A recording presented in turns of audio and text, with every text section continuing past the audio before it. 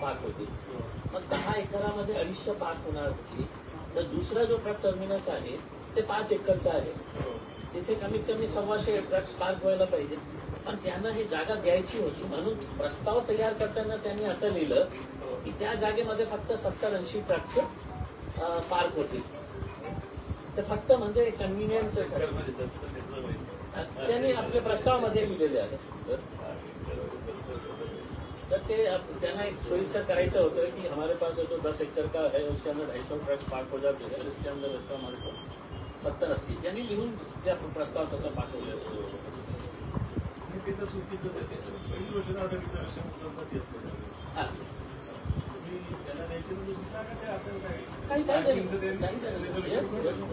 नाही, पण त्याच्यापेक्षा महत्वाचा मुद्दा हे आहे की आपण वारंवार हे म्हणतो ना की आपण महाराष्ट्रीयन मराठी माणसांनी हे करायचं की नाही, धंदा करायचा की नाही इंडस्ट्रीज.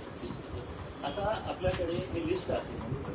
या लिस्ट प्रमाणे 60 महाराष्ट्रीयन मराठी लोकांनी अर्ज दिले होते की आम्हाला शेंद्रामध्ये जागा. ते ऑलरेडी एक्झिस्टिंग तिथे काम करत आहे, पण ते ते रेंटेड जागेमध्ये करत आहे. म्हणजे असं त्यांना ते इन्व्हर्ट केलेलं आहे. हे त्यांना रितसर दिलेलं होतं की आम्ही जे तुम्हाला रेट असेल त्या रेटने आम्ही घ्यायला तयार आहे. तर हे बाकीचे जे 60 लोक आहेत ते महाराष्ट्रीयन मराठी लोक आहेत. मग त्यांच्यावर त्यांना का मी प्राधान्याने देण्यात आलं? शासनानंच का? आणि याच्यामध्ये फक्त एक डिपार्टमेंट इन्व्हॉल्व आहे असं नाही आहे.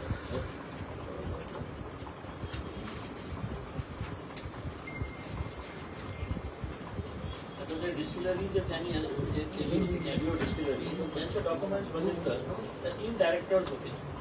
एक डायरेक्टर ते बिल्डर आहे अमीन भावेन अमीन. त्यांचे डॉक्युमेंट सगळे दाखवण्यात आले जागा खरीदण्यासाठी व्हाईटमध्ये. आणि जागा मिळताच त्यांना बाहेर काढण्यात आले की मग तो बाहेर निघतो. आता सध्या 2च डायरेक्टर्स आहेत आजच्या घडीला, त्यांचा मुलगा आणि त्यांची पत्नी. फक्त फायनान्शियल स्टेटमेंट दाखवण्यासाठी. कारण 6.5 कोटी रुपये हे जे आहे ते 6.5 कोटी रुपयाची जागा होती. ते त्यांना ते भरायचं होतं. तर 6.5 कोटी रुपये व्हाईटमध्ये कसं करता येईल? तर त्यांनी हे अमीनला एक डायरेक्टर दिले. 3 डायरेक्टर होते. जागा मिळताच ते दोघांना काढण्यात, ते अमीनला काढण्यात आले.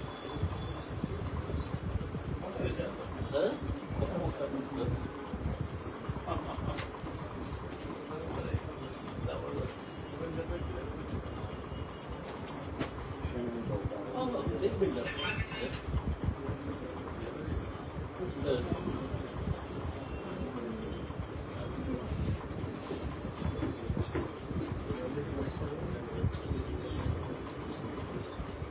अच्छा.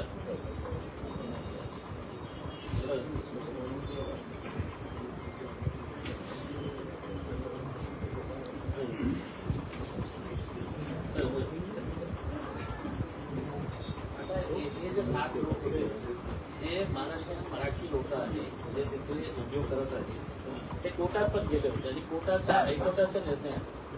हायकोर्टाचा निर्णय आहे. हायकोर्टाने सांगितलं होतं जोपर्यंत तुम्ही या लोकांना ऍडजस्ट करत नाही तोपर्यंत कुठल्याही प्रकारचं नवीन अलॉटमेंट करू नये. विशाल भाऊ खाली वा. विशाल हे जजमेंट आहे हायकोर्टचं. हे सगळे पेटिशनर्स गेले होते कोर्टामध्ये MIDCच्या लँडच्या संदर्भात. काय करायचं होतं? कोर्टाने सांगितलं होतं हे जे 7 लोक रेंटेड प्रॉपर्टीमध्ये आपला कारोबार हे करत आहे, इंडस्ट्री चालवत आहे, त्यांना प्राधान्याने द्या हायकोर्टाचा आदेश होता. त्याच्यानंतर इतके चक्रा मारले त्यांनी.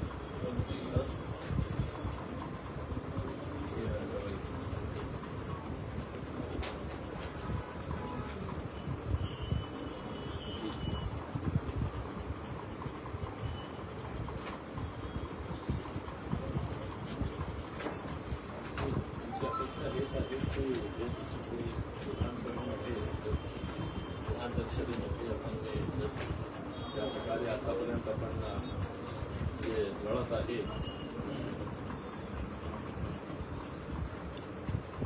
एक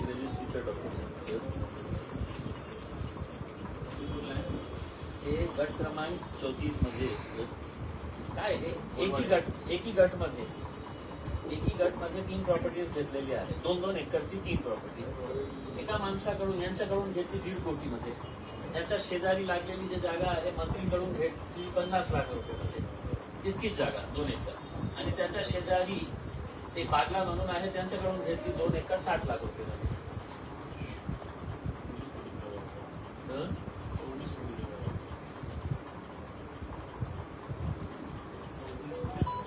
आता आम्ही हे सगळं डॉक्युमेंट्स घेऊन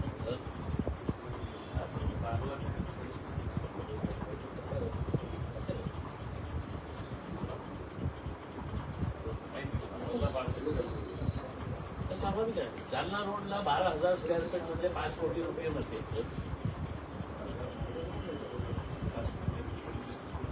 100%.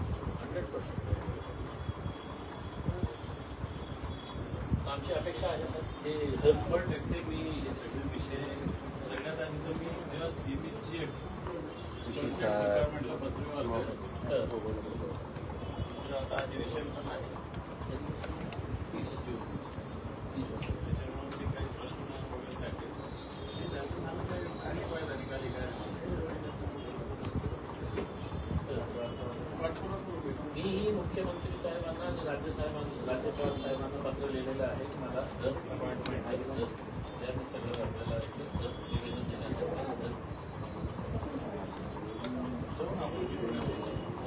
तुम्ही टाइम घ्या ना, मला देणार नाही. मला पत्र द्या कॉपी द्या मी पण देतो. सुशील भाई यार एक जगह बैठो ना यार.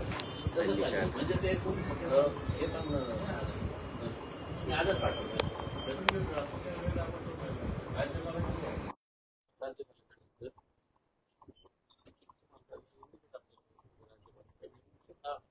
मी आजच आपल्याला पत्र पाठवतो. कॉपी द्या मला. तर या विषयी भेटायला पत्र पाठवतो.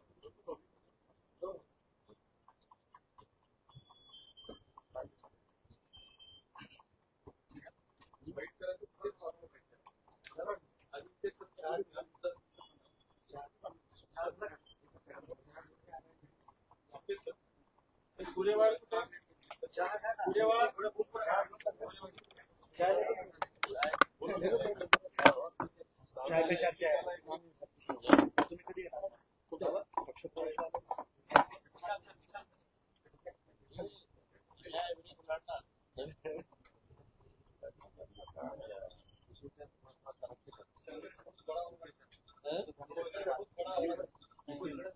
संघर्ष तुमच्यासाठी बातमी संपलेली नाही आहे. आता फक्त फरक हे झालेला आहे मला काय जास्त लोक स्वतः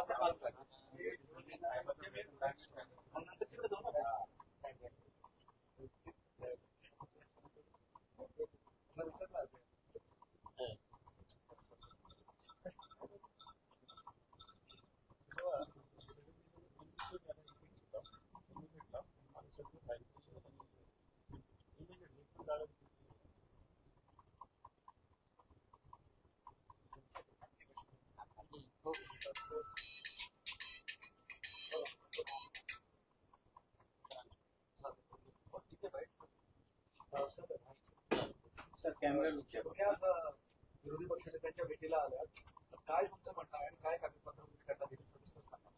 काय आहे की विरोधी पक्ष नेते अंबादास दानवे साहेबांना मी मागच्या अनेक वर्षापासून बघत आहे. पुढे अन्यायाच्या विरोधात लढत आहे. ते खूप मोठ्या जबाबदारीच्या पोस्टवर बसलेले आहे आणि विधान परिषदेमध्ये भाषण करताना त्यांनी अनेक असे प्रकारचे मुद्दे काढलेले आहे. खूप जोराने ताकदीने ते तिथे मांडत आहे. आणि असाच प्रकारचा जेव्हा मुद्दा आपल्या जिल्ह्याशी संबंधित असते, आपल्या पालकमंत्र्यांशी संबंधित असते आणि त्यांच्या भ्रष्ट कारभारासंदर्भात असतं, तर मी मागच्या अनेक दिवसापासून आपणही सहकार्य केल्यामुळे ते प्रकरण सगळं बाहेर आलेलं आहे. आता त्यांना असं वाटतं की माझा काही कोणीही वाकडा करू शकत नाही, माझ्यावर कसल्याही प्रकारची कारवाई होणार नाही. आणि ते असं मलाही आता वाटू लागले, कारण आतापर्यंत मुख्यमंत्र्यांनी वीजच्या संदर्भात कमी कमी एक इन्क्वायरी कमिटी लावायला पाहिजे होती की कलेक्टर ऑफिसच्या कोणकोणत्या अधिकाऱ्यांनी त्यांना मदत केली हे प्रॉपर्टी एक्वायर करण्यासाठी.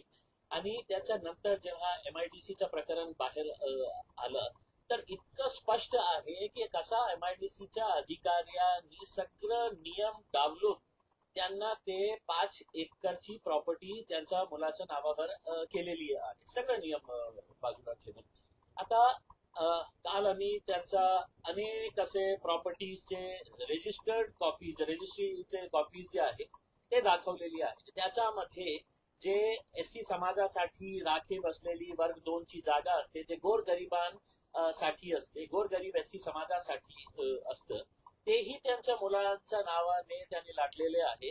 आणि ते रजिस्टर करण्यासाठी कशा प्रकारे तहसीलदारवर आणि कलेक्टरवर दबाव टाकण्यात आला होता. आणि इथे ही सगळं नियम दाबलून त्या 10 एकरची प्रॉपर्टी त्यांनी आपल्या स्वतःच्या मुलाच्या आणि बायकोच्या नावावर करून घेतलेली आहे. दुसरी म्हणजे जे प्रायव्हेट प्रॉपर्टीज त्यांनी विकत घेतलेली आहे मागच्या 3-4 महिन्यामध्ये. आम्हाला असं वाटत होते की खोके संपलेले असेल, 2022 मध्ये खोके दिले होते, पण असं वाटतं की खोक्यांची संख्या जी आहे दिवसोदिवस वाढत चाललेली आहे. म्हणून हे इतके प्रॉपर्टीज ओपनली ते विकत घेत आहे. म्हणून मी आज अंबादास दानवे साहेबांना सगळे डॉक्युमेंट जे माझ्याकडे आहे, त्यांच्याकडेही खूप सारे डॉक्युमेंट्स असतील, पण अन्यायाच्या विरोधात आणि भ्रष्ट कारभाराच्या विरोधात माझ्याकडे जे जे होते मी त्यांच्याकडे आणून दिलेले आहे. आणि त्यांना विनंती केलेली आहे की राज्यपालांकडे जाऊन आपण हे सगळं सविस्तर त्यांना हे दाखवून जे जे आपल्याकडे स्पष्ट पुरावे जे आहे, खूप ऑथेंटिकेटेड पुरावे आहे, त्याचा उत्तर न देता जे मंत्री साहेब बोलतो की ते वेळा आहे, त्याला समजतं नाही, त्याला काही नाही होणार कधी, याच्यातून किती मुजोरी झालेली आहे हे सत्तामध्ये बसलेल्या लोकांचा, की इतकं स्पष्ट पुरावा असून सुद्धा त्यांना कसल्याही प्रकारची भीती वाटत नाही. कारण त्यांना माहित आहे की त्यांचे वरचे जे आहे तेही खाणारे आहे आणि त्यांचे खालचे जे आहे तेही खाणारे आहे. म्हणून इतकं ताकद त्यांची वाढलेली आहे. मी अंबादास दानवे साहेबांना रिक्वेस्ट करायला आलेलो आहे की या लढाईमध्ये आपणही खूप जोरात आवाज उठवलेली आहे आणि पुढेही आपण नेण्यासाठी, कारण ते एक खूप मोठ्या पदावर आहे आणि ते आणि त्यांच्या सोबत जितके पक्ष भ्रष्टाचाराच्या विरोधात असतील या लढाईमध्ये सामील होण्याची आवश्यकता आहे. नाही, असं नाही आहे की काय आहे की काही मुद्दे असतात जे आपल्या जिल्ह्याच्या चांगल्या हो याच्यासाठी असतं. आणि जे पालकमंत्री जिल्ह्याचा पालक नसून ते आता आपल्या परिवाराचे पालकमंत्री झालेले आहेत आणि परिवार कल्याण मंत्री ते झालेले आहे. आपल्या समाजाचा तर सोडा, समाजाची ही जमीन त्याने लाटलेली आहे. तर कुठल्याही समाजाचा भला न करता परिवाराचा भला कशा करता येईल अशा प्रकारचे ते त्यांचं जे उद्योग सुरू आहेत. आणि असे अनेक वेळ असं झालेले आहे की जेव्हा चांगला मुद्दा असतो तर सर्व पक्ष एकत्र येण्याची आवश्यकता. आमची तर अपेक्षा हे आहे की इव्हन देवेंद्र फडणवीस साहेबांनी हे सांगावे की हो, तुम्ही जे केलेले आहे ते बरोबर आहे, आम्ही तुम्हाला साथ देऊ याच्यामध्ये. आमची अपेक्षा हे आहे की अजितदादांनीही तसा प्रकारचं सांगावं की नाही, तुमच्याकडे पुरावे खूप चांगले आहे, आम्ही कारवाई करू. गप्प जेव्हा बसतं ना तर त्याच्यामध्ये या घाणेरड्या खेळामध्ये तुम्ही पण सामील आहे हे सिद्ध होतं.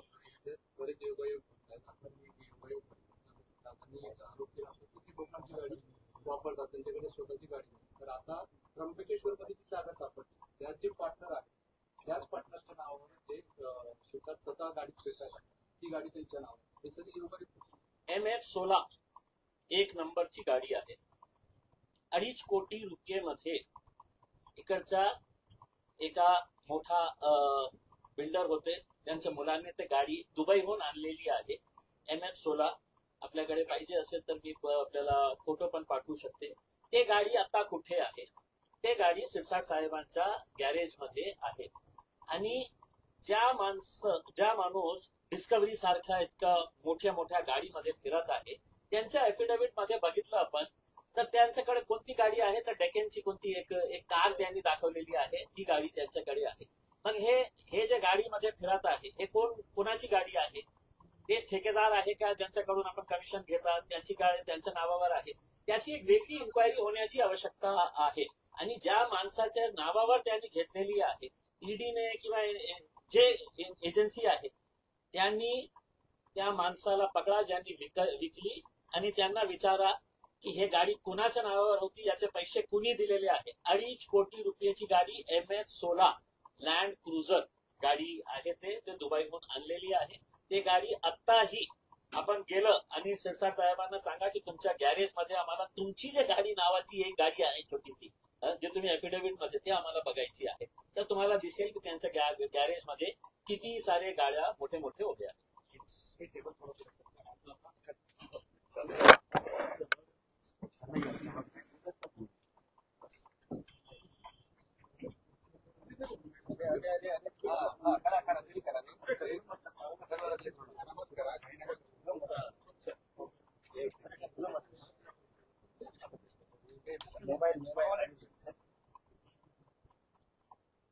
बोला. दादा, इम्तियाज जलील यांनी तुमची भेट घेतली, शिरसाठांविरुद्ध भ्रष्टाचाराची पुरावे काय नक्की तुमच्या दोघांमध्ये चर्चा झाली, काय चर्चा झालेली नाही. त्यांनी मला संजय शिरसाट यांच्या वेगवेगळ्या ज्या मालमत्ता आहेत, मालमत्ता कोणी घ्याव्या त्याच्याविषयी काही विरोध असायचं कारण नाही. मोठे व्हावे, ते श्रीमंत व्हावे, करोडपतीने अब्जोपती व्हावे, याच्यात काही कोणाचं ऑब्जेक्शन असायचं कारण नाही. परंतु आपल्याला केस आठवत असेल, एकनाथ खडसे यांना देवेंद्र फडणवीस आणि भारतीय जनता पार्टीनं मंत्रिपदावरून दूर केलं होतं. एक भोसरीची MIDCची जागा होती, त्याच्या व्हॅल्युएशन त्यांनी तेवढ्या एका कारणाने दूर केलं होतं.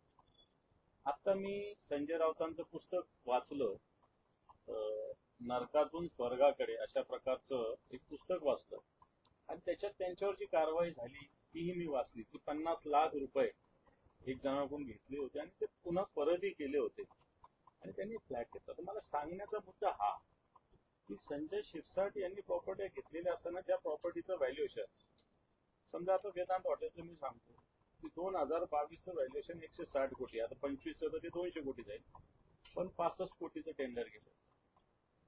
एक आता जी MIDC त्यांनी जागा घेतली, याच्यात त्यांच्या मुलगा आणि पत्नी या दोघांच्या नावात 6.25 कोटी जागा घेतली. आता 6.25 कोटी जागा घेतली, त्यांच्या खात्यावर 25 लाख रुपये आहे. 6.25 कोटी जागा कुठून घेतली हा एक प्रश्न. इम्तियाज जलील साहेबांनी काही जागाचा प्रश्न, संभाजीनगर शहरातल्या काही जागेचा प्रश्न, तो त्याचं व्हॅल्युएशन जवळपास 50 कोटी रुपये, ते यांना 2-4 कोटीत मिळालेले आहे. शेती सगळ्यात महत्वाचा वर्ग 2 आणि वर्ग 1चा जो घोटाळा झाला संभाजीनगर जिल्ह्यातला, तो त्याच्यातल्या काही जमिनी संजय शिरसाट साहेबांच्या मुलाच्या नावावर ट्रान्सफर झाल्या. आता गोरगरीब सर्वसामान्य दीनदुबळ्या लोकांसाठी सरकारच्या योजनेच्या अंतर्गत SC ST साठी या जागा राखीव असतात, तीच जागा यांनी घेतलेली. आणि तिथं अनेक तिथं तक्रारी त्यांच्या विषयी आहे आणि मला असं वाटतं ज्या पद्धतीनं प्रशासनावर राजकीय शक्तीचा दाब दबाव टाकून अशा पद्धतीने केलेला. प्रश्न असा आहे की संजय शिरसाट साहेब स्वतः सांगतात मी एक रिक्षा ड्रायव्हर होतो आहे, मी मुंबईत 72व्या मजल्यावर राहतो, संभाजीनगरात मी 22,000 स्क्वेअर फूटच्या घरात राहतो की ज्याच्यात कुत्र्यासाठी 500-500 स्क्वेअर फूटचे 4-5 बेडरूम राखीव आहेत. मग हे सगळं येत असताना आपलं उत्पन्न काय शेती आहे का, काय आपल्या इंडस्ट्री चालू आहेत का, हा एक मुद्दा. आणि मग ED सारख्या यंत्रणा ज्या आहेत त्या काय करतात, या झोपलेल्या आहेत का? हे राज्य सरकारचे मुख्यमंत्री भ्रष्टाचारावर सांगतात आमचं सरकार भ्रष्टाचार मुक्त आहे. तुमच्या सरकारमध्येच भ्रष्टाचारी मंत्री आहे. काय देवेंद्र फडणवीस, काय एकनाथजी शिंदे, काय अजितदादा बोलतात. आपण इम्तियाज जलील साहेब माझ्याकडे मुद्दे घेऊन आलेले आहेत. हे मुद्दे असताना मी परिषदेचा विरोधी पक्षनेता आहे, म्हटलं मी त्या व्यासपीठावर तर हे मुद्दे मांडणार, परंतु निश्चित राज्य सरकार, राज्यपाल यांच्याकडे सुद्धा मंत्र्यांचे हे विषय मांडावे लागतील. कारण आत्ताच्या घडीला हे सगळं कशामुळे होतंय की राज्य जोर पडून घ्यायचं काम हे करताय. हे तुम्ही पैसे कमवा, तुम्ही शेती करा, इंडस्ट्री चालवा, उत्पन्न कमवा, पण तुम्ही कुठून करताय? जनतेच्या पैसा, राज्याचा पैसा उरबाडून खाण्याचं काम या मंत्र्यांचं चालू आहे. म्हणून इम्तियाज जलील यांनी जे पेपर्स दिलेले आहेत, हे पेपर्सच्या माध्यमातून मला वाटतं वैधानिक पद्धतीनं सुद्धा हा लढा लढावा लागेल. आणि तो लढा त्यांनी जसे माझ्याकडे पेपर दिले, मी निश्चित त्यांच्या या लढाईला मी सुद्धा त्यांच्यासोबत बोलेल. मी राज्यपालांकडे निश्चित जाऊ या विषय घेऊन. कारण अशा पद्धतीनं आता समजा महसूल, राज्याचं उत्पन्न कमी आहे म्हणतो आपण, मग याच्यावर हे कर लागतो जनतेवर, ते कर लावतोय तुम्ही जनतेवर. तुम्ही उत्पन्न तर कमी करता, व्हॅल्युएशन कमी करता. तुमचे महसूलचे अधिकारी झोपलेले का? महसूल मंत्री पण झोपलेले आहे का नुसते? का फक्त पार्टीचं काम करतात? राज्याचा महसूल वाढवला पाहिजे बघितलं पाहिजे का कमी केला पाहिजे बघितलं पाहिजे? शिवसेनेच्या भ्रष्टाचाराविरोधात ही आघाडी मला लढण्यासाठी ते त्यांच्या पद्धतीने लढतात, मी माझ्या पद्धतीने लढतो. त्याच्यामुळे याला फार आघाडी करायची जिथं गरज आहे तिथं करायला काहीच हरकत नाही. कारण हा लढा भ्रष्टाचाराविरुद्ध आहे. हा लढा जी मस्ती आहे ना, मस्ती, राजकीय मस्ती त्याच्या विरोधात. एका श्रीमंत लोक अनेक आहेत, अनेक आहे, परंतु कसं असतं, उथळ पाण्याला खळखळाट फार आपल्याकडे अशी म्हण आहे. तसे संजय क्षीरसागरांचं उथळ पाणी आहे आणि त्याला खळखळाट फार आहे. बरं, एक गाडीचा आता विषय निघाला. आता तुम्ही पण काही केला आता स्वतःची गाडी कोणाच्या तरी नावावर निघाली. मलाही माहिती आहे त्यांच्याकडे 4-5 गाड्या आहेत. सगळ्या गाड्यांचं व्हॅल्युएशन 3 कोटी रुपये. बरं का? 3 कोटी रुपये, 3 कोटी असतात. आहे त्या गाड्या 3 कोटीच्याच आहे. एक गाडी दुकान आली. आता इकडे दुसरी माहिती, माझ्याकडे एक गोंडवे नावाचा आमचा बजाज नगरचा म्हणजे त्याच्या नावाची गाडी आहे. गोंडवेची गाडी यांनी का वापरावी? माझ्याकडे जी माहिती गोंडवे, आता त्यांनी एक रुपवतीची गाडी आहे. सगळे म्हणजे काही दिवसांना कुत्र्यांना सुद्धा त्यांच्या त्या गाड्या लागणार. एक सेकंड. हे जे मी गाडीच्या संदर्भात आपण जे प्रश्न विचारलेले आहे, मी आपल्याला गाडीचा नंबर पण दिलेला आहे आणि गाडीच्या हे फोटोग्राफ आहे. या गाडीच्या फोटोग्राफवर आपल्याला माहित असेल की एम लिहिलेला आहे. म्हणजे ही गाडी MH16, म्हणजे एम कुणाला लिहिता येतं? जे मंत्री आहे.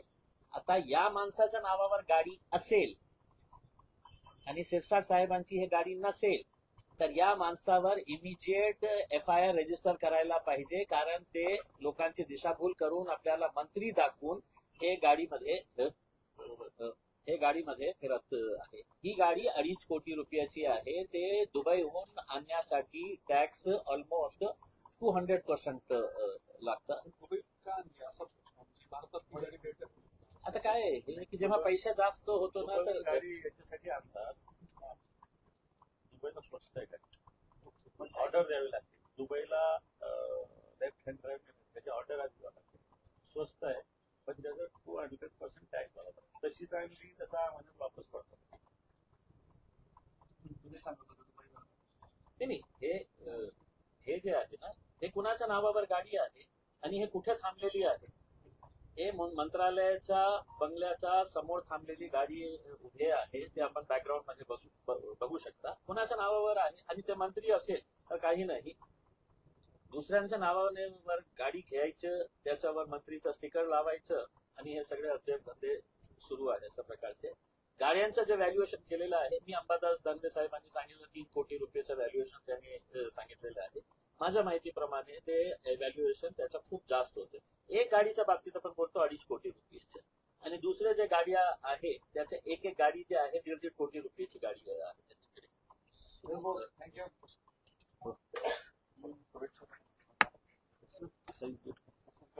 संघर्षासाठी आवाज बरोबर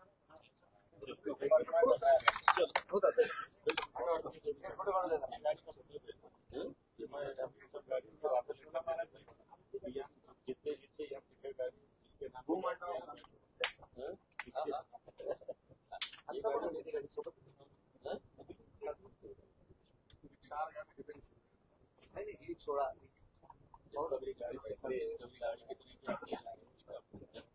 करोड़ के ऊपर की गाड़ी